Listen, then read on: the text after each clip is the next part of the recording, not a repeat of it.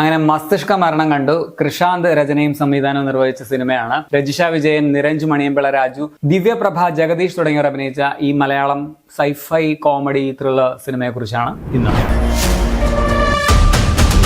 ഒരു വിദൂര ഭാവി കാലത്ത് കേരളത്തിൽ, അതായത് കൊച്ചിയല്ല, നിയോ കൊച്ചിയിൽ നടക്കുന്ന സംഭവങ്ങളാണ് മസ്തിഷ്ക മരണം എന്ന സിനിമ പറയുന്നത്. പടം എങ്ങനെയുണ്ടെന്ന് ചോദിച്ചാൽ എനിക്ക് പേഴ്സണലി പടം നല്ല കിടലനായിട്ടാണ് തോന്നിയത്. വളരെ ഡിഫറെന്റ് ആയിട്ടുള്ള, യുണീക്ക് ആയിട്ടുള്ള, എന്നാൽ വിയേർഡ് ആയിട്ടുള്ള ഒരു സിനിമയാണ്. മലയാളത്തിൽ അങ്ങനെ പരീക്ഷിക്കാത്ത പുതുമയുള്ള ഒരു ജോണർ. അതുകൊണ്ട് തന്നെ ഈ ഒരു യുണീക്ക് ഐഡിയയ്ക്ക് പ്രത്യേക അഭിനന്ദനം തന്നെ കൊടുക്കണം. അതേസമയം ഇത് എല്ലാവരുടെയും കപ്പ് ചായയും അല്ല. എല്ലാവർക്കും ഇത് ഒരുപോലെ വർക്കാകണമെന്നില്ല.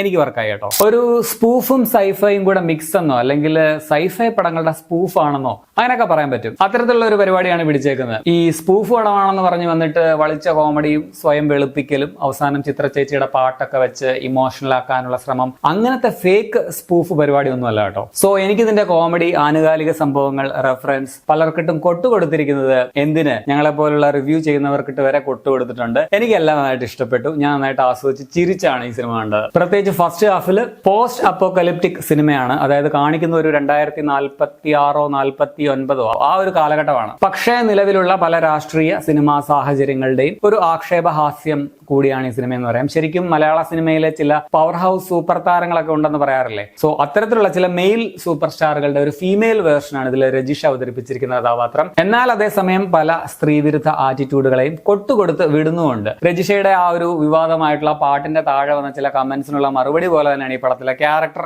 എന്ന് വേണമെങ്കിലും പറയാം. ഫ്രിഡ സോമൻ എന്ന ഒരു സൂപ്പർ സ്റ്റാറിന്റെ റോളിൽ രജിഷ കിടിലം പെർഫോമൻസ് ആയിരുന്നു. പ്രത്യേകിച്ച് ഫസ്റ്റ് ഹാഫിലൊക്കെ എക്സ്ട്രീം ലെവലാണ് പിടിച്ചേക്കുന്നത് പറയാം. ഒരു അഴിഞ്ഞാട്ടമാണ്. ഒരു നാഗച്ചേച്ചി സൂപ്പർ സ്റ്റാർ ആയാൽ എങ്ങനെയിരിക്കും അതുപോലെ ഒരു റോളാണ്. എനിക്ക് ആകെ ഒരു കല്ലുകടിയായിട്ട് ഫീൽ ചെയ്തത് ഏറ്റവും ലാസ്റ്റിൽ കോർട്ടിലുള്ള ചില പോർഷൻസിൽ രജിഷ അവിടെ കുറച്ച് ഓവർ ആയതുപോലെ എനിക്ക് ഫീൽ ചെയ്തു. അല്ല, ഈ പടം മൊത്തത്തിൽ ഓവറാണ്. എങ്കിൽ കൂടിയും അത് മാത്രം എനിക്ക് എത്ര സുഖകരമായിട്ട് തോന്നിയില്ല. ബാക്കിയെല്ലാം രജിഷ ഗഡുവായിട്ട് തന്നെ ചെയ്തിട്ടുണ്ട്. ബിമൽ ആയിട്ട് വന്ന നിരഞ്ജ് മണിയമ്പിള്ള രാജു, പുള്ളി പൊളിയായിരുന്നു. ഇപ്പൊ ആദ്യത്തെ സിനിമയിൽ നിന്നും ഇപ്പോൾ ഈ പടം വരെ നോക്കുകയാണെങ്കിൽ ഒരു നല്ല നടൻ എന്ന രീതിയിൽ പുള്ളിയുടെ ഒരു വളർച്ച നമുക്ക് മനസ്സിലാക്കാൻ പറ്റുന്ന രീതിയിലുള്ള ഒരു പെർഫോമൻസ് ആണ് ഇതിൽ കാഴ്ചവെച്ചിട്ടുള്ളത്. കഥയിലെ ഒരു സെൻട്രൽ ക്യാരക്ടറാണ് ഇതിലെ ബിമൽ. ജെൻസിയുടെ അടുത്ത തലമുറ അല്ലെങ്കിൽ ജെൻസിയുടെ മക്കൾ എന്ന് പറയാവുന്ന ഒരു തലമുറയിൽപ്പെട്ട ഒരു കഥാപാത്രമാണ്. അത് വെച്ചിട്ടുള്ള കോമഡിയും സംഭവങ്ങളൊക്കെ നൈസ് ആയിട്ടുണ്ട്. ഒരു റെഫറൻസ് ഡയലോഗ് പുള്ളി പടത്തിൽ പറയുന്നുണ്ട്. എനിക്കിത് ഭയങ്കരമായിട്ട് ഇഷ്ടപ്പെട്ടു. സോ റെഫറൻസിന്റെയും സ്പൂഫിന്റെയും ഒക്കെ കാര്യം നോക്കുകയാണെങ്കിൽ ഇതൊരു റിവേഴ്സ്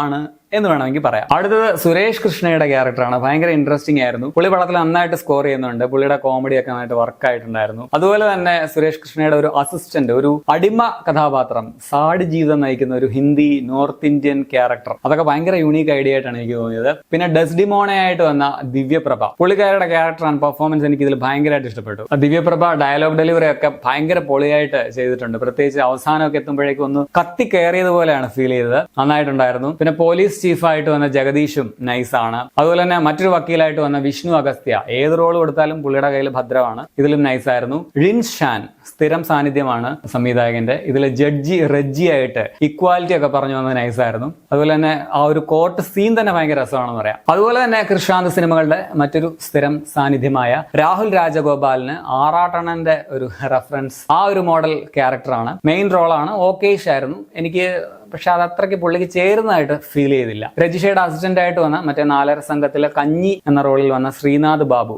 പുള്ളിയും കിടുവായിരുന്നു. അതുപോലെ തന്നെ ജഗദീഷിന്റെ ഒപ്പം വരുന്ന വേറെ പോലീസുകാരനുണ്ട്. 4 സംഘത്തിൽ തന്നെയുള്ള ശംഭു എന്ന നടനാണ് ചെയ്തിരിക്കുന്നത്. പുള്ളി നൈസാണ്. പിന്നെ ഒരു നിഞ്ച അസാസിൻ കഥാപാത്രമായിട്ട് വന്ന സച്ചിൻ ജോസഫ് നൈസായിരുന്നു. പിന്നെ നന്ദു ചെയ്തിരിക്കുന്നത് മറ്റേ നീലക്കുയിൽ മീഡിയയും ശാന്തിവിള ദിനേശും അതുപോലെ നമ്മുടെ അശ്വന്ത് കൊക്കും എല്ലാം കൂടെ മിക്സ് ആയിട്ടുള്ള ഒരു കഥാപാത്രമാണ്. അത് രസമുണ്ടായിരുന്നു കേട്ടോ. ശാന്തി ബാലേന്ദ്രന്റെ ഒരു റോളുണ്ട്. പുള്ളിക്കാരിയുടെ പ്രകടനവും ആ കഥാപാത്രം എനിക്ക് അത്രയ്ക്ക് നന്നായിട്ട് തോന്നിയില്ല. പ്രയാഗ് മുകുന്ദന്റെ ക്യാമറ കൊള്ളാമായിരുന്നു. ഇതിന്റെ ലൈറ്റിങ്ങും കളർ ടോൺ സംഭവങ്ങളൊക്കെ പിടിച്ചേക്കുന്ന നൈസാണ്. തുടക്കത്തിൽ ആ ഒരു പോസ്റ്റ് അപ്പോകലിപ്റ്റിക് ഫീൽ തരാൻ വേണ്ടി കെട്ടിടങ്ങളൊക്കെ കാണിച്ചിരിക്കുന്നത് കണ്ടപ്പോൾ ഒരു കൊറിയൻ പടമൊക്കെ കണ്ട ഫീൽ ഉണ്ടായിരുന്നു. സോ VFX കൊള്ളാം. അതുപോലെ കൃഷാന്ത് തന്നെയാണ് പടത്തിന്റെ എഡിറ്റർ. വർക്ക് ചെയ്യാണ് ഇതിന്റെ മ്യൂസിക്. AI പാട്ട് ഉണ്ടാക്കുന്ന സംഭവം, അതുപോലെ ഒരു ഐറ്റം സോങ് തന്നെ സാഡ് സോങ് ആയിട്ട് ഉപയോഗിച്ചിരിക്കുന്ന പരിപാടി, അതൊക്കെ നൈസാണ്. പക്ഷെ എനിക്ക് ഇതിന്റെ പാട്ടുകളൊന്നും പേഴ്സണലി അത്ര ഭയങ്കരമായിട്ട് ഇഷ്ടപ്പെട്ടൊന്നുമില്ല.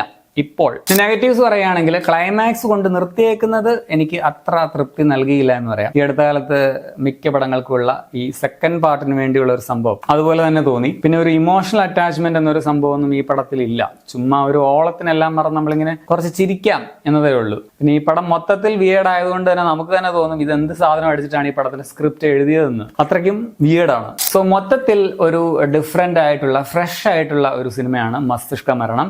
വൺ ഓഫ് എ കൈൻഡ് എന്നൊക്കെ പറയാവുന്ന ഒരു പടമാണ്. മിക്കവാറും ഈ പടത്തിന് 2 ടൈപ്പ് പ്രേക്ഷക അഭിപ്രായം വരാനുള്ള സാധ്യതയുണ്ട്. കുറെ ആൾക്കാർക്ക് നന്നായിട്ട് വർക്കാവും, കുറെ പേർക്ക് തീരെ വർക്കാവില്ല. പണ്ട് ഡബിൾ ബാരലിനൊക്കെ സംഭവിച്ചതുപോലെ എന്ന് വെച്ചാൽ അതുമായിട്ട് കമ്പയർ ചെയ്യേണ്ട കേട്ടോ. ആ ഒരു ടൈപ്പ് ഫലമായിരിക്കും ഈ പടത്തിന് ഉണ്ടാവുക എന്നാണ് ഞാൻ ഉദ്ദേശിച്ചത്. ഇപ്പം പലർക്കും വർക്കായില്ലെങ്കിലും ചിലപ്പോൾ കുറെ കഴിഞ്ഞിട്ട് കാലത്തിന് മുമ്പേ സഞ്ചരിച്ച സിനിമ എന്നൊക്കെ പറഞ്ഞേക്കാം. എനിക്ക് എന്തായാലും പടം വർക്കായി. പടം നിങ്ങൾക്ക് തിയേറ്ററുകളിൽ കാണാം. 2 മണിക്കൂർ 18 മിനിറ്റ് കണ്ടാണ് സിനിമയുടെ റൺ ടൈം. 18+ അല്ല 16+ ആണെന്ന് പറയാം. അപ്പൊ നിങ്ങൾ ഈ പടം കണ്ടുള്ളവരാണെങ്കിൽ നിങ്ങളുടെ അഭിപ്രായം കമന്റിൽ രേഖപ്പെടുത്തുമല്ലോ.